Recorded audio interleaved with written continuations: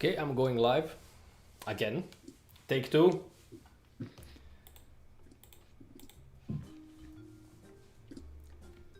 Okay, and apparently we are live. So let's see if people can hear us now. Yes, we are live on the new one.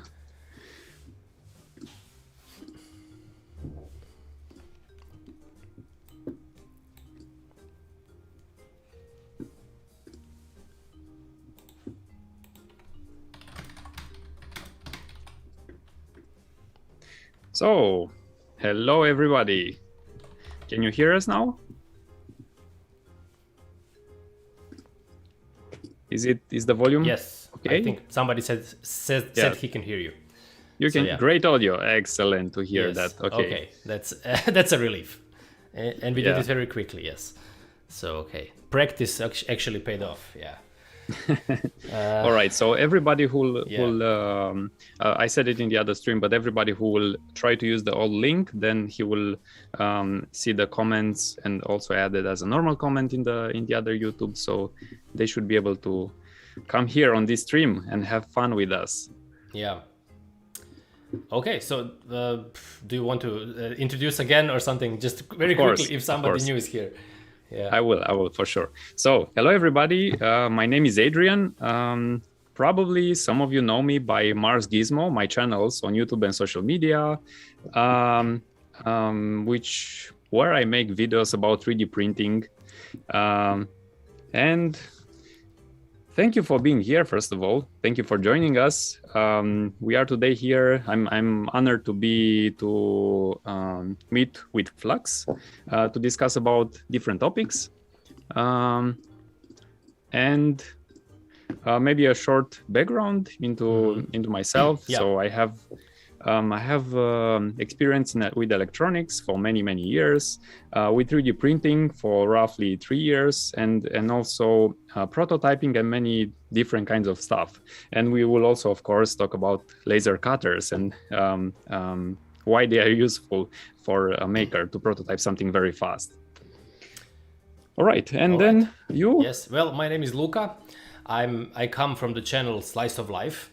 I'm a filmmaker, and I also do all kinds of interesting stuff like miniatures, and I like to build miniatures, and I also connect them with filmmaking. So basically, whenever we do films, we do it in the old way of filmmaking, right? With miniatures. So also I'm using 3D printers, laser cutter from very recently, and yeah, it's all very good fun. And I was asked to talk with you today. So it's not going to be about me. It's going to be about Marsgizmo today. Yeah. So what I was interested in basically is what do you do apart from YouTube? What do you do in life? How did you come to be like a Marsgizmo as we know you today? Yeah. How everything was started. Great question. So since I was a child, I loved to be, I was a creator. I loved to create custom things, especially around electronics. I was playing around with, not really electronics, but I was playing around with like small LEDs and things like that when I was like 5 years old. And then over time, I was like introduced to microcontrollers and many other electronics related stuff. And I was doing custom modules, custom units for different people, different products for different companies. I'm also I have experience. I'm also working as a consultant in IT for a company. And how I entered 3D printing was because I wanted to make some custom cases and brackets for my own PCB boards. And then, of course, you do something custom and it's not possible to find something to fit in that custom shape. And I was looking to 3D printing for like a while. And then roughly 3 years ago, I pulled the trigger and I said, okay, let's get a printer and let's see what it means. Yeah, and I really enjoyed the process. I really enjoyed the process of prototyping, of rapid development and implementing something. So from the idea until holding the product in your hand, like within hours, Yeah. it's something great to have for prototyping and doing some R&D maybe for different products. What was the first one you bought? Prusa Mark III. Uh-huh. Yes, a Prusa Mark III. Yeah. Yeah. Prusa is a little bit more expensive than some other printers. Yeah. Yes. Is Yes. it also more? Is there more quality involved as well then, or? It's more reliable. I would say it's most of the printers, I can say from the start, they are not like plug and play like a normal paper printer, so they have issues. Even more expensive ones. And Prusa, for instance, was easy to use. Is easy to use, and it comes also with their own slicer. So for a beginner, it's quite easy to start from the beginning. Of course, you will have issues like most of the printers, but if you enjoy the process, then you will learn them along the way. Then it's fun, I would say. Yeah. Depends exactly what's your expectation about 3D printing. Yeah. Well, I talked with you a little bit today when we tested the stream, and I actually immediately learned one new thing that I didn't know, and that's I said like, well, 3D printers are just like what technology that's old for like 7-8 years or something like that. Yeah. And you were like, no, they're invented in the 70s. Exactly. Which I didn't know. So, in the exactly in the 80s actually, so there were like 80s, okay. A few people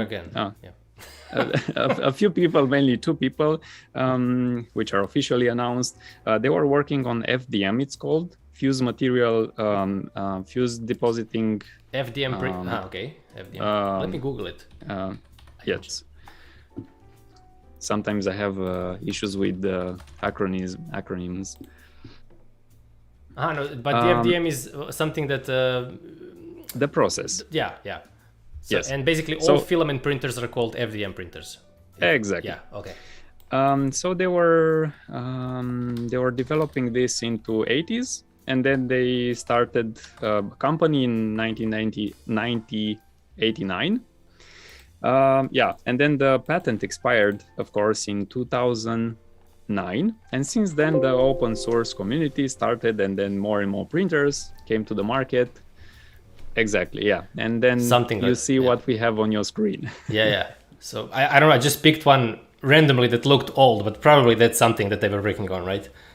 Oh yes, yes, that's So yeah, it's like what, like 40-50 years old basically, right? The idea I'm of actually that's an interesting machine. I'm not even sure if it's a 3D printer, this one.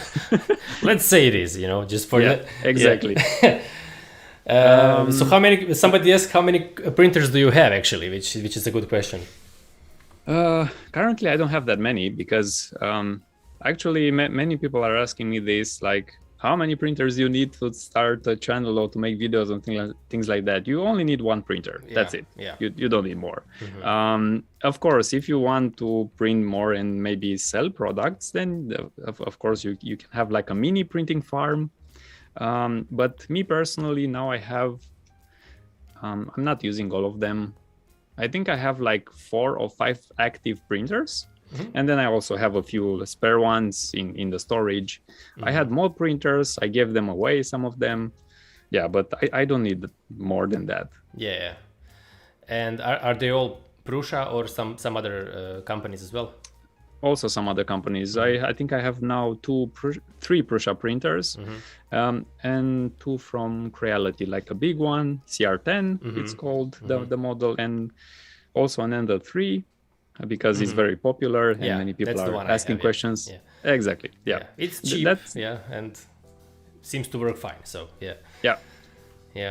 And what's your opinion on resin printers? I also have those. I forgot to mention them. Yeah. Resin printing,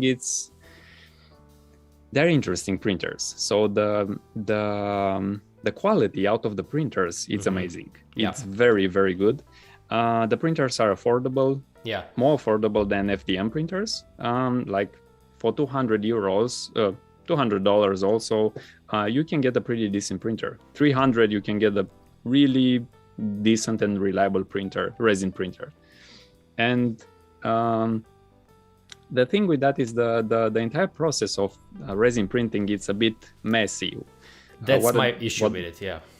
Yeah, Like what do I mean by messy? Like you print it, then you have to wear gloves, gear protection.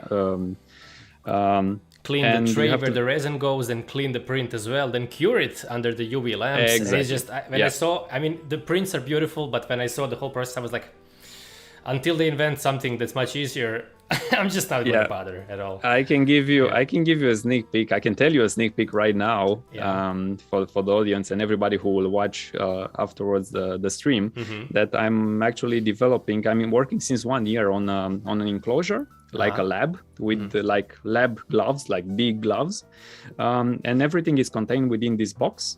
And then you can just use your hands without gloves. Insert them into this lab gloves, and then you can handle everything inside. So it's safe, it's clean, and then you can print, wash, and cure all in the same chamber. And then you have like a sliding door on the side, and you can take out the print.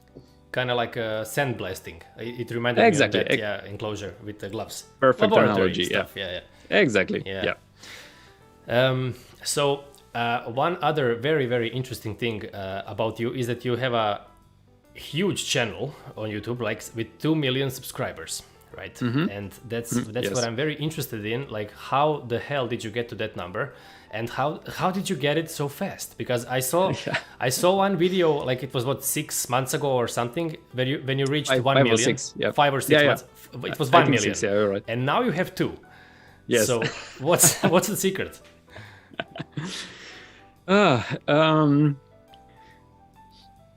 So I started maybe to start from the beginning to explain the story behind. Yeah. And I see some questions regarding 3D printing and laser cutting. Then we'll get to that, definitely. We'll get to that for sure. Reaching 2 million in 1 year on YouTube. So I started last year in January. I started with TikTok. I was actually watching since years Gary Vaynerchuk, or Gary V, maybe some of you know him from US. So he was always like pushing like check TikTok and so on, make videos on TikTok. So everybody was like thinking like, no, this is for kids and things like that. Actually it's not anymore. So I started last year in January to post daily on TikTok. I mean, it's pretty easy, to be honest. You just use your phone. You need like a couple of minutes. Of course, if you print something, then you have to include that into the timing. But I was doing that, and doing that daily gave me an understanding how to make these videos short, vertical videos short and entertaining at the same time. My focus was to maybe also to transmit 1 or 2 lessons from time to time in the videos, but the main focus is entertainment, because even if you want to make a course or something like that, you have to, from my opinion, you have to pair it with an entertaining feeling. So people enjoy watching that or learning something new. Yeah, so I did that. Then in September last year, I started to post also on YouTube. YouTube introduced YouTube Shorts, which is like a similar thing with TikTok. I started on YouTube Shorts in the early beginning, and then they were pushing shorts quite a bit last year. This year even more. And I posted almost, I think I have 2 videos, normal like landscape videos on YouTube, but all the others are YouTube short videos. Yeah, which is also which is not really common, at least not on the channels that I follow, right? When I look at your past videos, like almost all of them are just vertical, which is extremely weird to see on YouTube, basically, right? Because it's like it's a story, it's short. Yes. But apparently it works. Yes, I mean, it's here to stay. It's very easy to consume. For me, it was very clear from the beginning that because I had experience with TikTok, and it's a similar strategy that you can apply from TikTok to YouTube Shorts and also to Instagram Reels, for example, and these days to Pinterest Idea Pin, it's called. Same thing. So you just make one vertical video and then you share it on all these platforms.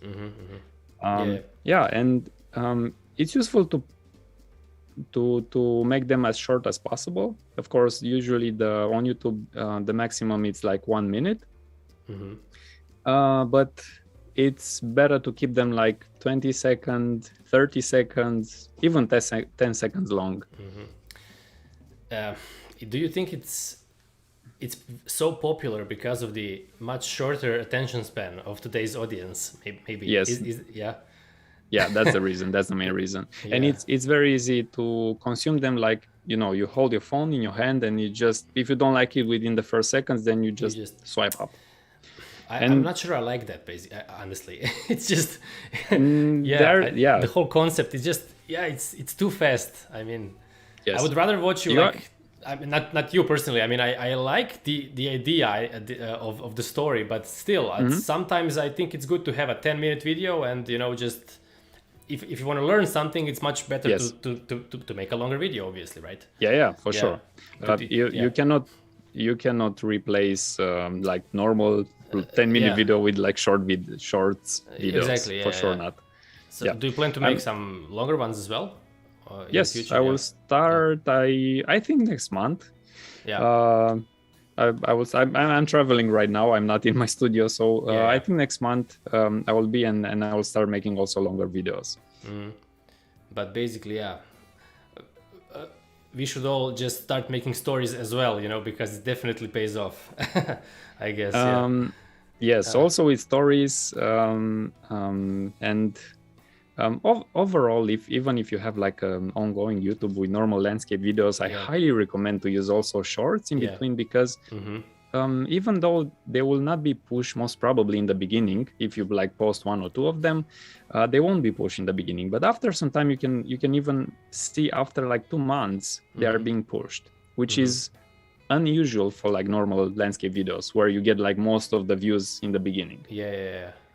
With shorts is the opposite. Like in the beginning you get just a few, and then over time it will increase. Did you watch a very recent video which became very popular by Veritasium about clickbait? Have you seen that maybe? Yes, it's a great, like everybody's talking about it. It's a great one. And also what I noticed in your videos, and which I like a lot, is that you don't need to use it. You just say, hey, here's the 3D printed octopus, and that's what it's about, right? Which is I found relieving. I mean, it's a relief, to be just honest and not think about what thumbnail should I put so people would click on it. It's just, oh my god, it's hard. Actually, the thumbnail in quotation, the thumbnail for YouTube Shorts, for example, and any kind of these like vertical videos, it's like the first 2 seconds. Those are the most important for these videos. You have to catch the attention of the audience with something within the first 2 seconds. If it's like, hey, my name is Adrian, and in this video and so on, then it's you just lost it. So there's a science to it as well. Oh, I also see here Zodiac. Hello, it's nice to see you here in the chat. And do you have any other questions about social media, or should we answer some of the questions? I see.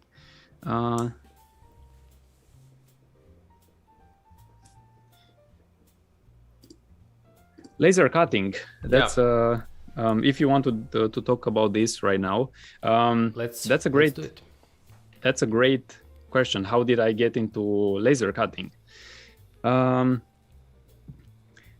Laser cutting for me and for creators, for example, I think if you are a creator, it's pretty easy to understand this feeling. Being a creator, it's important to have rapid prototyping. Being able to like being in your workshop, in your room at home, in your apartment, doesn't matter where, being able to have an idea and then execute on that idea real fast. So for me, laser cutting, it enables me to prototype things very fast, way much faster than 3D printing for sure. So for example, if I want to make a box with specific dimension, of course, if it's a square box with some holes and things like that for mounting switches and different connectors, then I just open the editor, and then I put into the laser cutter a sheet of plexiglass or I don't know, plywood or whatever material I want to use, and then it will cut that in like minutes. So I can have from the idea, it's at least with a bit of knowledge of CAD design. Even if you don't have knowledge to do CAD design, you can simply draw. If you know how to draw in Paint, you basically know how to design like a box or something like that in the designer, and then laser cut it very fast. So that's... What software do you use to prepare the designs? I'm using, talking about Flux, I have the Flux Bimo. I have the smallest one, which is perfect because I really like, I think it's the most compact laser cutter on the market. So my workshop, it's not that big. I like to keep most of the things around me to be able to reach them very fast. And I really love the Bimo because it's small. I mean, it's not small, it's compact. And I'm using their software that comes with the Bimo, which is, honestly, I don't remember the name. Beam Studio, yeah, you're right. So everything you do, you just draw inside the Beam Studio and send it out.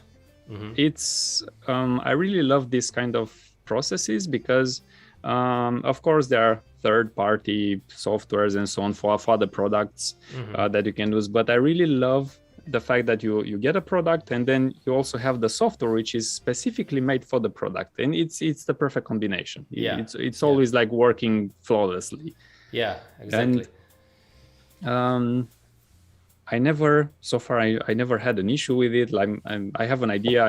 I have a panel, for example. I need to cut 3 holes, for example, in the panel. Then I open Beam Studio. I design 3 circles. And then click send to the laser and click cut and done. That's it. It's really fast. Yeah, I'm one of those. I've seen, like, I'm a member on Facebook of the Flux group, right? And so people can discuss it. So I see a lot of people use also some other softwares to prepare the designs. I used Adobe Illustrator before that, so I'm kind of more comfortable in it. So I use it to, if it's something a bit more complicated, I use Adobe Illustrator. I just export the SVG file. And then through Beam Studio I send it out to the laser cutter. But for some simpler stuff, as you said, a couple of circles, it's much more easier to just do it in the native software. It's faster. And you, now that you said that, I remember another thing that I'm using it for is to engrave things, pictures, for example. Also, again, in my case, most of the time, like panels and small things. Even I did some keychains, and then you just have a picture. Even if you have a picture, you can import that, and then it will engrave the picture to materials which are compatible for laser cutting or engraving, of course. Somebody asked, like, was it difficult going from 3D printing to laser cutting? How would you compare the tools? It was a nice experience because with 3D printing, I mean, if you're into 3D printing, you understand why I'm laughing. Because it seems for people who haven't 3D printed yet, it's very attractive, 3D printing. But once you start, you will encounter problems and issues, and then you have to learn how to solve those. Going from 3D printing into laser cutting, and more specifically into using the Bimo laser cutter from Flux, was a very pleasant experience, much pleasant than I was expecting it, because I remember when I first opened the laser cutter, I was like opening the box, plug everything in. I think I only had to do like a software update, which was very easy because it connects with Wi-Fi. And then I opened Beam Studio, and then I started to do the first things were like some keychains with my name and things like that for friends and so on. So it's very easy. It's very easy compared to 3D printing. And it's pretty it's pretty fast to prototype things, of course, with the limitations of laser cutting, because you cannot do things that you can do with 3D printing, and vice versa, of course. Have you ever used a CNC machine? Yes, but not mine. And I wasn't, I mean, I had had a friend. He has a CNC, like a maybe entry level or hobby. I don't even remember the name of the CNC. But yes, CNC, it's also pretty interesting, but they are expensive. The ones which are reliable and have decent quality, they are very expensive. Yeah, I just wanted to compare it to laser cutting for a second, because I did use CNC machine, and for the first time I got it, it was a nightmare. I just couldn't understand, like it took me like a week or something to be able to like, you know, because I had to you had to use. I also had some type that you had to build yourself, and it was just like it was a cheaper version, but then you have to do all kinds Like of a stuff CNC on it, kit. right? Yeah. Yeah. And you know, to get something cut out, I just had to like learn 3 different programs that talk to each other. You know, first you design something in one, then you take it into another, then send it to the third one, and then send it to the CNC machine, and then it starts cutting it. Then I break the bit immediately, and you know, it was just it was horrible. And with laser cutting, that it's not like that. It's much easier, way more easier. Yeah, I agree. Especially then you have the software which is made for the cut for the laser. Yeah. I also saw before. I mean, I didn't had, but I saw before like this cheap laser cutters for which you can find several softwares on the market, of course open source ones. But then it's like you will end up doing something like you just said with the CNC kit. You have to learn this and that, and then after maybe after a few days or a week, then you really start cutting something. Yeah. Well, it's probably okay for somebody who knows who's you know, who knows how to do all that stuff. But you said you are very good with electronics, so maybe you could probably figure out all these things. But I can barely solder an LED light, and half of the time I burn them. So yeah. Did you ever had any 3D printing fails? That's a very good question. I think, because I like looking for them on. When I see somebody, there are some epic 3D printing fails. And I can just, like, for example, I just googled some, and I would like to show it to everybody. So for example, somebody tried to print a Millennium Falcon, and this is what you get. Sometimes basically that happens when you put it overnight, right, to print. So it just messes everything up, right? Yeah. I think it will show up on my screen in a few seconds. Yes. I had similar things. This is actually like a pretty decent fail. There are some other failures which are like overhanging, almost hanging in air, like overhangs. They are called in 3D printing. And they are pretty spectacular. Yeah, I've also heard that. Did you have any problems like that, or that never happens? Yes. You will if you 3D print, you most definitely will have issues. Like that. You should do a video about that. That would be a good one. Yeah. That's a good idea. I also like heard horror stories about 3D printers like just bursting into flames, which can be dangerous. You can burn up your whole workshop, right? So unfortunately, yes, those were the early beginning models, I would say, from a few years ago. Unfortunately, there are still some manufacturers, I won't give names, but there are still some which are not activating some safety, like basic safety features into 3D printers.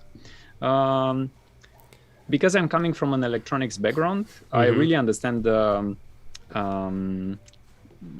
safety risks for anything related with electronics. So from my point of view, on all my printers, I always have like the second and third layer of safety, like active smoke detectors, which will turn off automatically the power from the printers in case of a smoke, and things like that. Also notifications and so on in case they are printing, because with some prints, and I think there's also a question, some prints they will take like 1 day or 2 days even. Like if you have like something quite tall, it will take 2 days, so you might want to go outside to the grocery or something, do something else outside. So it's not always recommended to leave your 3D printer unattended, for instance. Yeah, so I also saw a question. It was a good one. What was your longest print? Longest, I think was like 2.5 days, something like that. Yeah, I remember it was, I think I did like a custom bracket for something, and it was pretty heavy. So of course, the time it's correlated with the volume of filament that you're using, and then it was like roughly 2.5 days.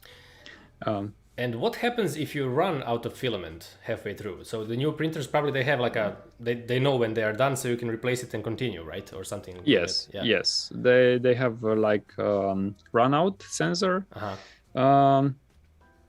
Most of them, not all of them, but most of them, they have this feature.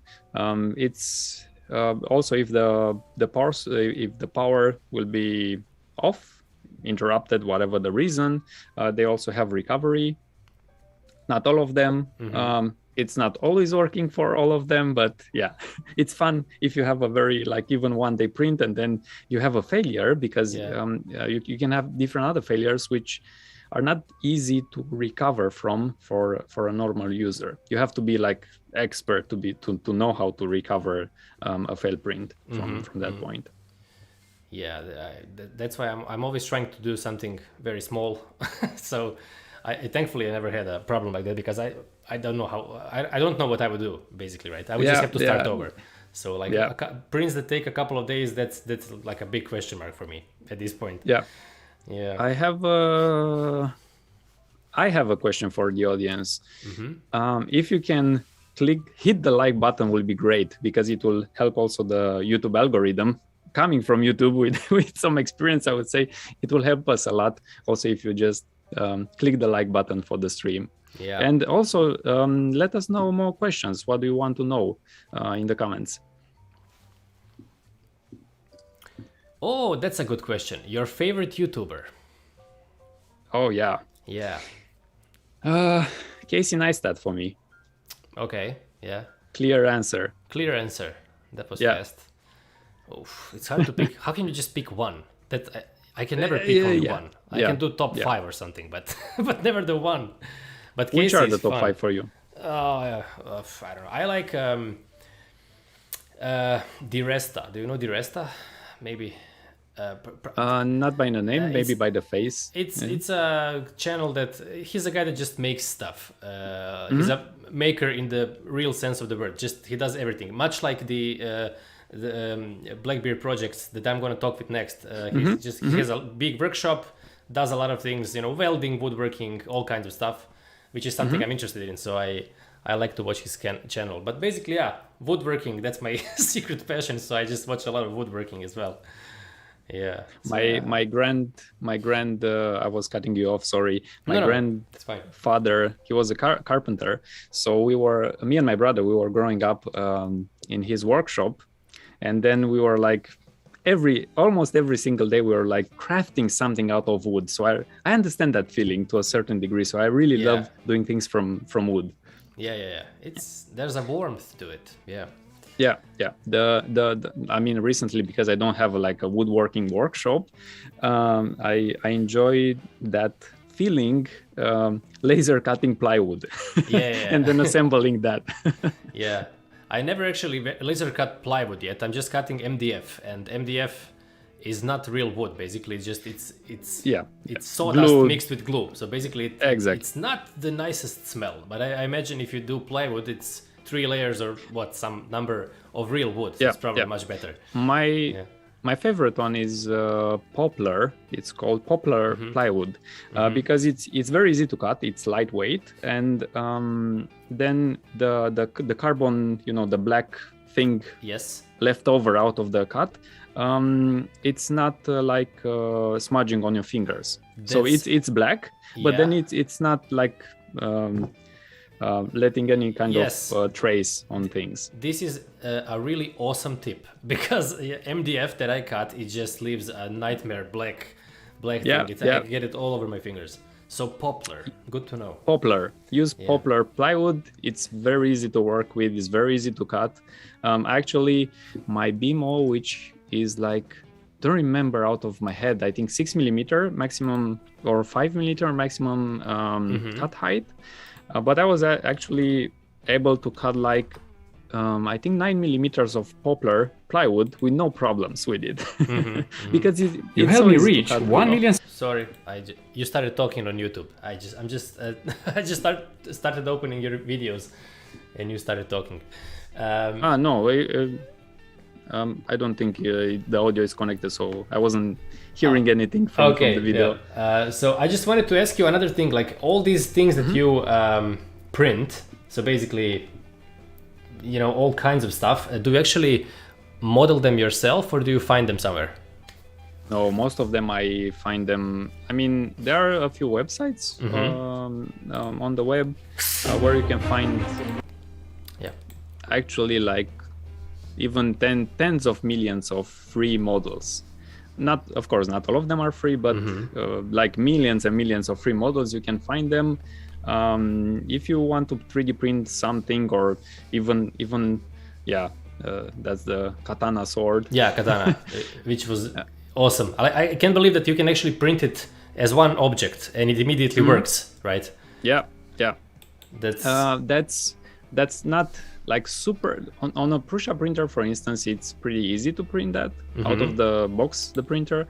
On Ender 3, like you have to tweak with 2 settings in the slicer, in the Cura slicer which you're using. Of course, if you're a beginner, then it's not very clear what you have to do, but after a while, after you print, and then it will fail, of course, you will learn how to do the right settings for that.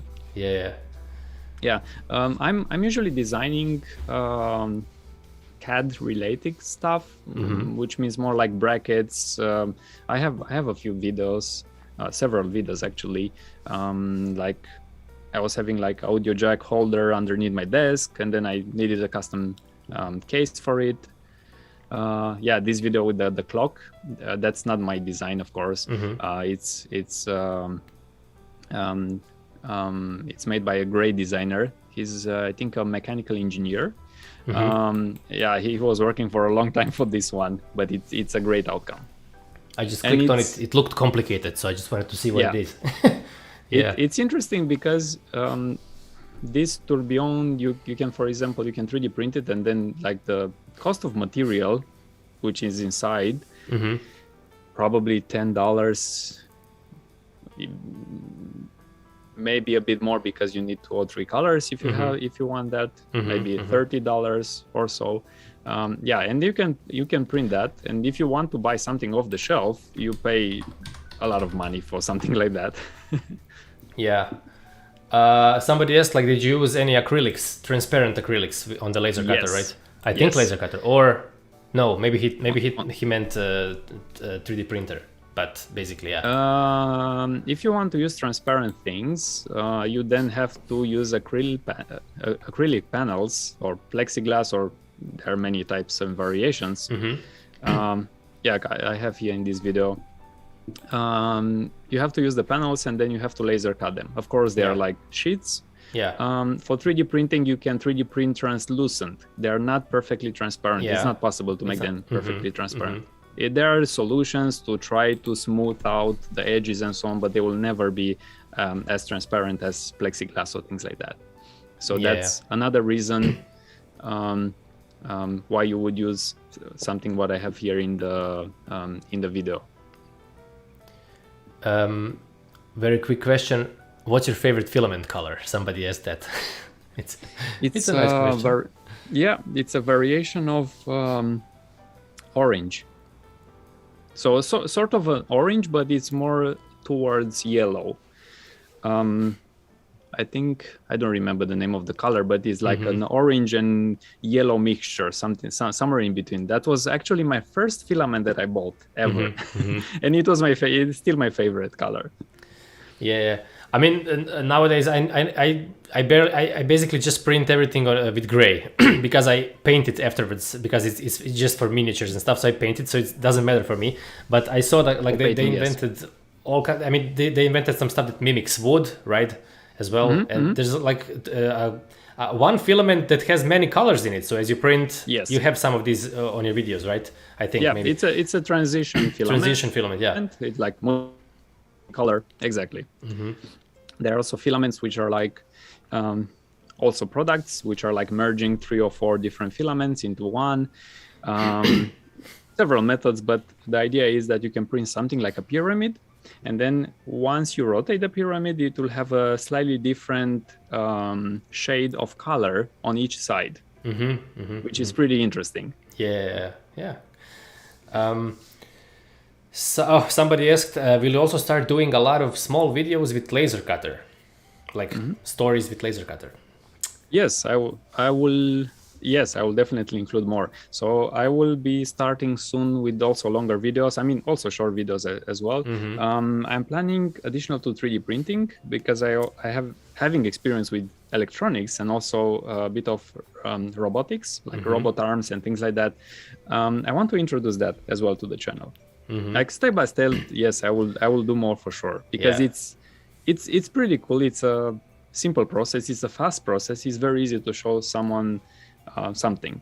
I remember when friends are coming over to visit me and they see the laser cutter, for instance, and they're like, oh, can you engrave something on the back of my phone? And I'm like, sure, no problem. And then it's very easy to do a model. Sometimes I also saw a comment here to engrave photos, for example, with the laser cutter on the back of the phone case. Just get the picture that you want, you put it into the in my case Beam Studio, and then you do some settings which are pretty easy to do, and then you can engrave that with no problems. It basically everything that's black it doesn't engrave, and everything that's white it engraves. So it's based on the height or something like that. Yeah, right. Both things are possible. Depends on what image image you want. You can revert that. It's no problem. It's pretty easy to do that. The only thing is it takes a little bit longer to engrave because it's like a printer. It just goes line by line, and so it takes more time. And just cutting out something is incredibly fast. Yeah. Yes, it's like a printer exactly, but it's like a printer printing one layer. So it's much faster than a printer, to be honest, because the printer, then you have to print so many layers, then it takes hours. Somebody asked, like, what are your 3 favorite videos of your own or projects on my own channel? Now that's a difficult question. I'm usually it's hard for me to pick 3 videos because I've done so many. I think in total I don't even remember, to be honest. But okay, just like what's maybe one that's my favorite is the octopus. I'm gonna say that. I just like it's so funny. It's it's very popular, that one.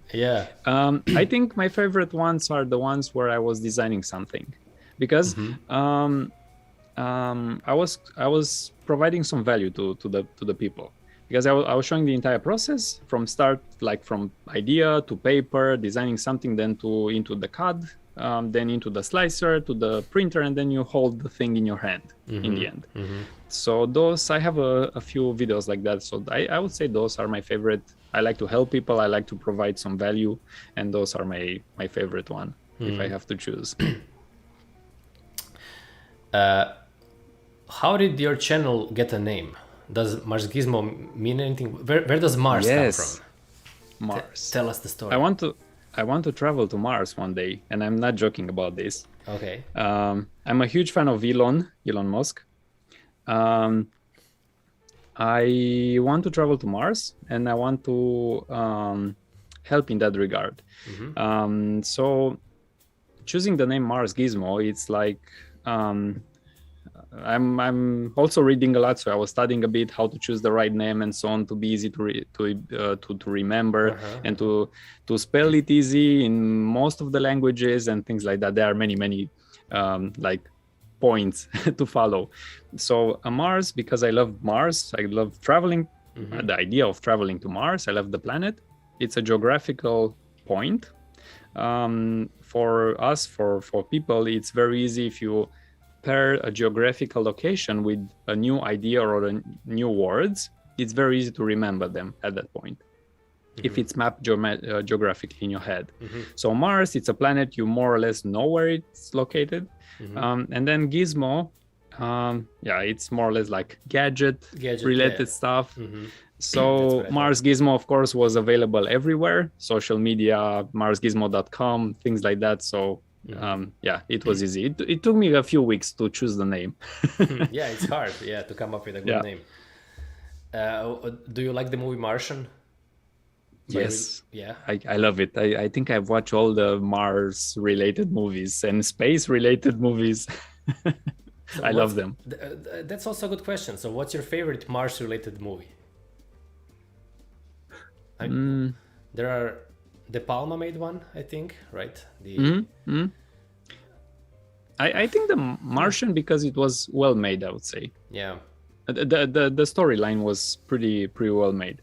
Space related movies, Interstellar, I would say maybe among my top 3. I really, it's not like necessarily Mars, but it's a great movie. Yeah, it's space. It is. Yeah. Black holes. Yeah, I mean, Martian maybe doesn't get all the love that it deserves, I think. I mean, maybe a lot of people just said like, kind of comedy movie, something from Ridley Scott. He's old, he doesn't know what he's doing anymore. But I think it's really well made. Yeah. Yes, I mean, it's hard to have just one actor basically in a lot of the shots acting by himself. So Somebody asked, how was your experience on the first collaboration? What was the collaboration? Collaboration. Did you have a collaboration with somebody on YouTube or? Like sponsors and things like that, I assume. I don't know. It's meant by that. We don't know what you mean. I'm sorry. So maybe I can like touch a few topics related to that. So collaboration. I haven't collaborated yet with like doing together videos or filming together videos with other YouTubers. I'm in contact with them. We want to do that. Unfortunately, with this, how it's going in the last 2 years, it's a bit difficult to travel and to meet with people. Now it's a bit more easier, but I'm planning to collaborate with more YouTubers. Some of them you might know them because they are pretty big. Okay, sponsors. First collaboration. So when you start, for example, from scratch, from zero on social media and also YouTube, then you most probably think to yourself, okay, how can I get a sponsor? In the beginning, even if you have like few hundreds, even 1,000 or 2,000 subscribers, followers, things like that. Of course, you have to do some videos to reach that point, but you can do that pretty fast if you're serious about it. In the beginning, you will get free products, for example. So you can get you can reach out to companies. Hey, I do this kind of videos. You send them some examples, and then you say, okay, I can do a video or 2 videos, 3 videos, whatever the case will be, if you send me the product for review. So these are usually the first collaborations that you will have. And then, the products that you're interested in, you get them for free. Of course, you have to make some videos to tell your honest opinion about them, if you like them, if you don't like them. And these are the type of collaborations. And then later on, of course, you can also get sponsors if you like. Yeah, that's one of the benefits of being a YouTuber, I guess. Yeah, successful YouTuber.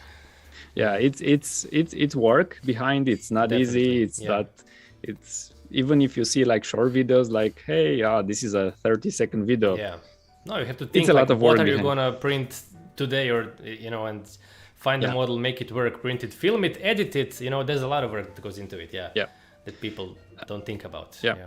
I'm actually thinking probably next year, because I'm pretty busy and I don't have time right now, but probably next year I will start on my or later this year on my private channel.